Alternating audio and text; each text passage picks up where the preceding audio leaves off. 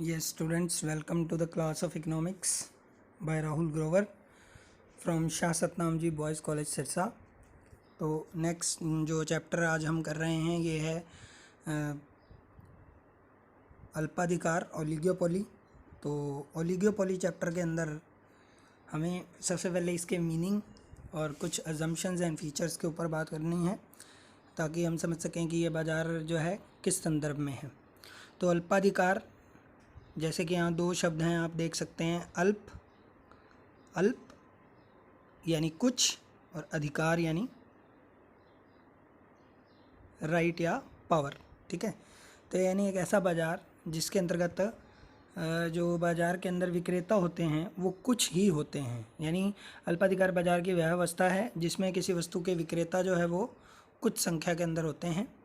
ठीक है, और अंग्रेजी भाषा में जो ओलिगोपोली शब्द है ये दो शब्दों से मिलकर बना है। ओलिगो का मतलब होता है कुछ यानी फ्यू, और पॉली यानी नियंत्रण यानी कंट्रोल। यानी एक ऐसा बाज़ार जिसमें बाज़ार पर बेचने वाले कुछ ही विक्रेताओं का पूर्ण नियंत्रण पाया जाता है। ठीक है, तो अल्पाधिकार बाज़ार की अवस्था में बेचने वाली फर्में समरूप वस्तु को बेचने वाली भी हो सकती हैं और विभेदीकृत वस्तु को बेचने वाली भी हो सकती हैं। यानी एक जैसा उत्पाद भी बेच सकती हैं और अलग अलग तरह का उत्पाद भी बेच सकती हैं। ठीक है, तो जैसे अल्पाधिकार के भारत के अंदर कुछ विशेष तौर पर उदाहरण भी दिए हुए हैं, आप देख सकते हैं।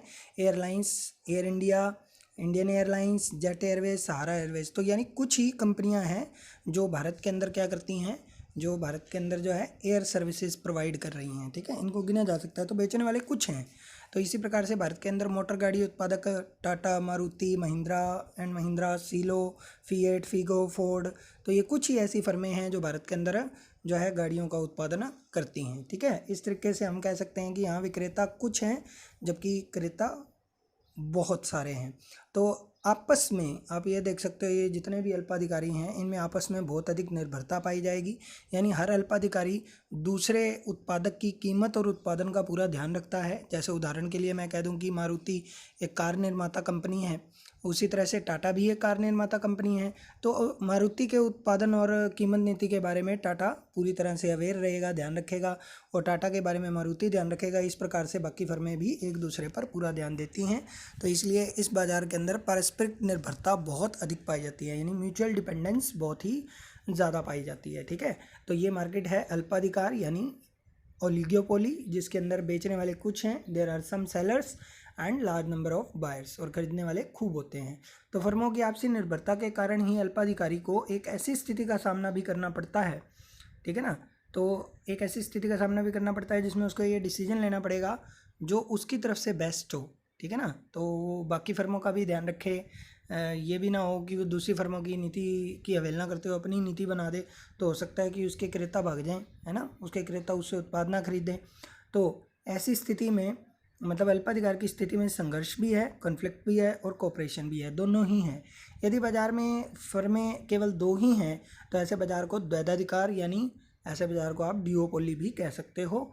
तो ओलिगोपोली के अंदर फर्में कुछ होती हैं, अल्पाधिकार और द्वैधाधिकार के अंदर दो। तो जैसे कि आगे ये परिभाषाएं दी हुई हैं, आप जैसे मैन्सफील्ड की एक परिभाषा देखें, अल्पाधिकार बाजार का वह ढांचा है जिसमें थोड़ी संख्या में विक्रेता होते हैं जबकि उसमें काफ़ी मात्रा में आपसी निर्भरता यानी म्यूचुअल डिपेंडेंस पाया जाता है। ठीक है, ये एक तरीके से इसकी परिभाषा हो गई। तो ये आपने अर्थ कर लिया ओलिगोपोली मार्केट का यानी एकाधिकारी बाजार का। ठीक है बेटे, इस तरीके से आपने अल्पाधिकारी बाजार को डिफाइन करना है। नेक्स्ट में अब आप चलते हैं, देखो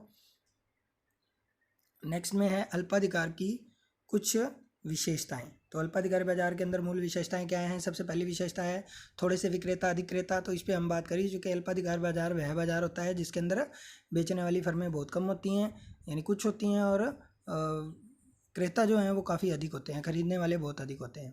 तो भारत के अंदर जैसे चार कंपनियां मारुति, इंडई, सीलो, टाटा, ये 90% छोटी कारों का उत्पादन भारत में यही कंपनियां करती हैं। तो इसका मतलब इनके द्वारा बेची जाने वाली जो वस्तुएं हैं वो समरूप या विभेदीकृत हो सकती हैं, मतलब एक जैसी भी हो सकती हैं, अलग अलग भी हो सकती हैं। तो बेचने वाली फर्में क्या हैं? कुछ हैं। तो ये पहली विशेषता होगी। दूसरी विशेषता पर हम बात करते हैं समरूप या भेदीकृत उत्पादन। अल्पाधिकार में फर्में एक जैसा उत्पादन भी कर सकती हैं, अलग अलग भी कर सकती हैं। जैसे स्टील का, इस्पात का उत्पादन करने वाली, सीमेंट का उत्पादन करने वाली फर्में, तो इनका उत्पादन तो एक जैसा ही होता है ना। तो ऐसी फर्में जो एक जैसा उत्पादन पैदा करें तो उनको तो आप ओलिगोपोली के अंदर, अल्पाधिकार के अंदर कह देते हैं शुद्ध या प्योर ओलिगोपोलिस्ट, ठीक है, शुद्ध या पूर्ण अल्पाधिकारी। और जो अलग अलग यानी विभेदीकृत, जिनका उत्पाद एक दूसरे से मिलता नहीं है, अलग अलग तरह की वस्तुओं का उत्पादन करती हैं, तो उनको आप कौन सी फर्में कह देती हैं? अशुद्ध, इम्प्योर या इम्परफेक्ट ओलिगोपोली या अशुद्ध अल्पाधिकारी, ठीक है। तो इस तरीके से बेटे आपने ये डिफाइन कर दिया, ठीक है। तो नेक्स्ट में अब आप देखें पारस्परिक निर्भरता। तो इसकी मैं बात कर रहा था कि सभी फर्में आपस में पूर्ण रूप पर निर्भर रहती हैं, ये एक दूसरे के उत्पादन और कीमत नीति से पूर्ण तरीके से प्रभावित रहती हैं। चाहे एकाधिकार या पूर्ण प्रतियोगिता फर्में हों, वो स्वतंत्र निर्णय ले सकती हैं, लेकिन अल्पाधिकार के अंदर जो भी फर्में होती हैं वो स्वतंत्र निर्णय नहीं ले सकते। इनका खुद का निर्णय दूसरी फर्मों के उत्पादन और कीमत नीति से प्रभावित होता है। जैसे कहने का मतलब, उदाहरण के लिए मान लीजिए